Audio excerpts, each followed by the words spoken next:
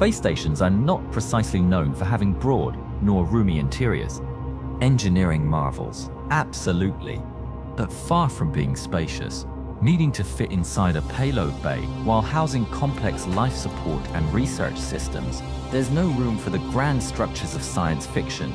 But what if I told you there was once a station that actually came close? Lifted into the heavens by a Saturn V, it became the US first home in the stars. It didn't just rival the Soviet Salyut program, but completely dwarfed it.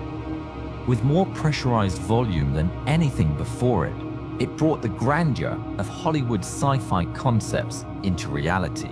Of course, I'm talking about Skylab. Meant to be the new benchmark for orbital design, would be just the first of many projects, or so they thought. 1966, and NASA approved the Apollo Applications Program. While meant to utilize leftover moon mission hardware, it became the answer to the Soviet space station race. But the approach was completely different. Instead of a small module, they turned the whole third stage of a Saturn V into a two-story orbital estate. Being finally launched in May 1973, it was the largest structure ever placed in orbit. While it required heroic repairs during subsequent missions due to launch damage, it seemed to mark the dawn of an era of grand space projects. There was talk of a whole network of stations, with some even fantasizing about space hotels, laboratories, and observatories all contained within the same megastructure. In fact, that was the initial plan for Skylab, intended to be just the first of many stations utilizing Apollo-era hardware. There was even a Skylab B, a backup unit already built and proposed to launch next, with possibly a rotation system to create artificial gravity. The plan went even further, contemplating joint international stations and even mobile lunar bases. But this ambition was fueled by the fervor of the space race, and as that momentum faded, so did the budget. Furthermore, the challenges of such an open concept design became increasingly apparent. The zero-G trap was a real concern. Astronauts could become stranded in empty parts of the station. Additionally, the lack of compartmentalization meant there was no way to isolate modules in case of an emergency.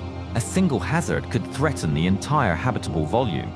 Logistically, the Saturn V was already being phased out, and NASA was already pivoting to a new project, the Space Shuttle, promising sustainability through reusability. The shuttle was supposed to rescue Skylab by boosting it into a higher, stable orbit. But as development delays mounted, it became clear the shuttle wouldn't be ready in time. On July 11, 1979, the 85-ton giant re-entered Earth's atmosphere, scattering debris over the Indian Ocean and Western Australia, marking the end of a whole era of idealism and space ambition. While Skylab was one of a kind, it laid the foundation for every design that followed. It proved that humans could successfully live and work in microgravity for extended periods, establishing vital protocols for crew health, extravehicular repairs, and daily operations. To this day, Skylab's interior still feels like a concept from a Space Odyssey. It seemed to be the definitive path for human habitability in space, but the realities of 20th century technology made it unsustainable. However, we are no longer in that century. Today, we are seeing projects like Skylab or MaxSpace, utilizing inflatable designs, and with the massive payload capacity of programs like Starship, the likes of which we haven't seen since the Apollo era, we are witnessing the return of the same philosophy, using entire stages of rockets as habitable stations. So what do you think is our destiny among the stars?